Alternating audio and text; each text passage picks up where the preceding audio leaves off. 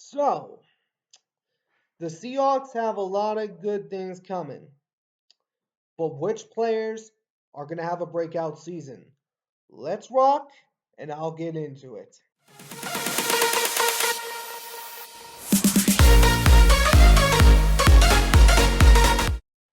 All right, what's going on, Hawk Nation? My name's Antonio, and welcome back to the All Around Sports Podcast, where I talk everything NFL, NBA, and other stuff, and most importantly, the Seattle Seahawks.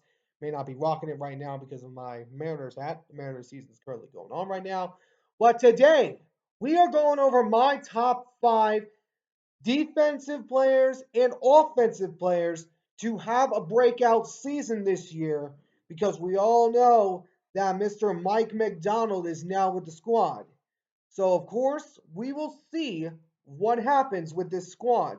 But before we get started, if you guys do enjoy this video, please be sure to hit that like button down below. I am trying to aim for 400 subscribers before the beginning of the next NFL season, which will happen on September 5th between the Ravens and the Chiefs. But be sure to like and subscribe. For now, let's get this list underway right now. Starting us off at number 5 at the defensive side. Now, this is a player that used to work with the Mike McDonald in Michigan, which is Mike Morris. Now, Mike Morris was a rookie last year, but was held back because of a lot of injuries. And him and Mike McDonald are very familiar with each other because they used to play with each other when they were at Michigan. Because recently they won the national championship, which congratulations to the Wolverines for doing that. But anyways, Mike Morris has the potential to be a really good starter in the NFL. He has proven in the Michigan Wolverines defense that he can be a troublemaker on the front lines.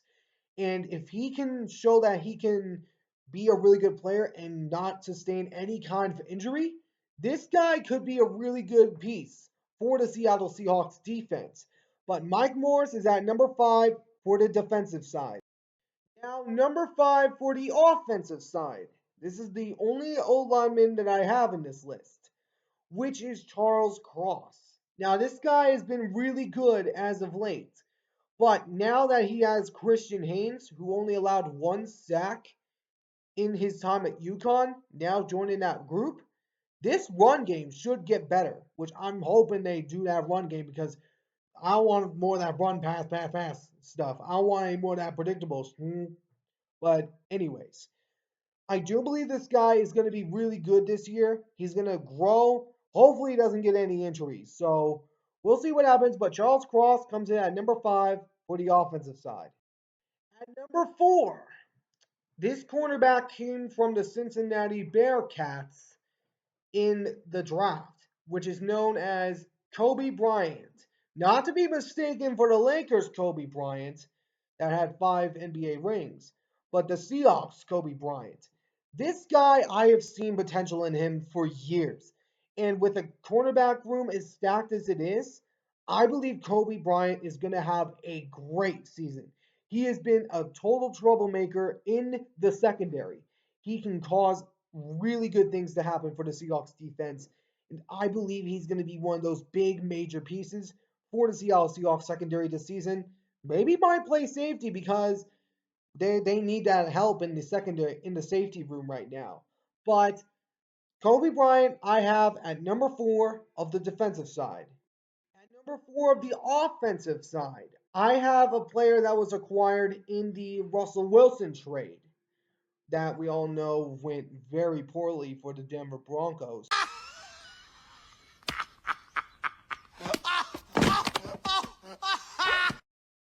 But this guy is Noah Fant, the tight end. And this guy has been diminished for years, but now that Uncle Will is out and Kobe Parkinson's are out, now he has a chance to be the tight end number 1 for the Seattle Seahawks. He has great potential, and he is really good. And the Seahawks are going to probably use him more in the receiving game and probably may be one of the diversions because Tyler Lockett and DK Metcalf are two of the most targeted players on the squad. They might use those guys as a distraction to then get to Noah Fant, which we'll see what happens. But Noah Fant's at number 4 of the offensive side of the ball. At number 3 of the defensive side, this guy was acquired in the trade that just happened last year, which thankfully they got him re-signed because I don't know what we would do with if he didn't. You got Leonard Big Cat Williams. Leonard Williams is an amazing athlete. He has been amazing. He didn't have the right opportunity as a part of the New York Giants that are pretty much a swamp right now. But Leonard Williams is amazing. He's big, he's fearsome, and he didn't have Nwosu playing alongside him last year. Can you imagine what kind of chaos they can cause with Leonard Williams and Nwosu in the same play at the same time? I mean, I'm excited for that duo right now. But of course, we will wait and see what happens. But Leonard Williams at number 3 for the defensive side of the football. At number 3 of the offensive side is a rookie last year, which is of course the man that caught 2 game-winning touchdown passes with 1 minute remaining in each of the games, most notably against the Cleveland Browns and Philadelphia Eagles, which I was surprised when we beat the Eagles. But this guy is Jackson Smith and Jigba, or as I like to call him, Mr. JSN. But this guy is amazing. He has potential to be a really killer athlete. And especially when you have an offense with DK Metcalf and Tyler Lockett, who are the 2 most targeted receivers and 2 of the most guarded, JSN is going to be kind of that relief man. He's going to probably be the X factor for the Seahawks offense most parts of the year. And I do believe that this guy, this JSN, is going to have a better year than he did last year because last year he got 4 touchdown passes. I believe he's going to do a lot better this season, and I'm very excited to see what this guy can do. But JSN at number 3 of the offensive side of the ball. At number 2 of the defensive side, I have a man that was a really good player his rookie season and then kind of diminished in his second year in the NFL. You got Tariq Woolen from the University of Texas San Antonio. But this guy was amazing his rookie year and then all of a sudden diminished in his second year in the NFL. I do expect a lot more from this guy because he is going to be one of those major pieces for the Seattle Seahawks defense in the secondary because he was mainly relied upon and had a few questionable PI calls called on him, most notably in the Cowboys game, which was really closer than I had expected for being with against the Cowboys. But the Seahawks, Tariq Woolen comes at number 2 of the defensive side of the ball. At number 2 of the offensive side of the ball, I got a running back from the University of UCLA. This guy kind of reminds me of Mr. Beast Mode himself. You got Zack Charbonnet, which he was really decent last year. And I believe that he's going to have a better year than he did last year. Last year, he only had 1 touchdown, which was in the game against the Cowboys, which they would lose. But this guy has potential. And if they can use him more in the run game, kind of let the wheels run off of Kenneth Walker III a little bit, I believe that Charbonnet has a potentiality to be a really good running back in the National Football League. So Charbonnet, the bus, the Zach attack, it comes in at number 2 of the offensive side of the ball. At number 1 of the defensive side of the ball is the one of the defensive rookie of the year candidates from last season. You got Devin Witherspoon.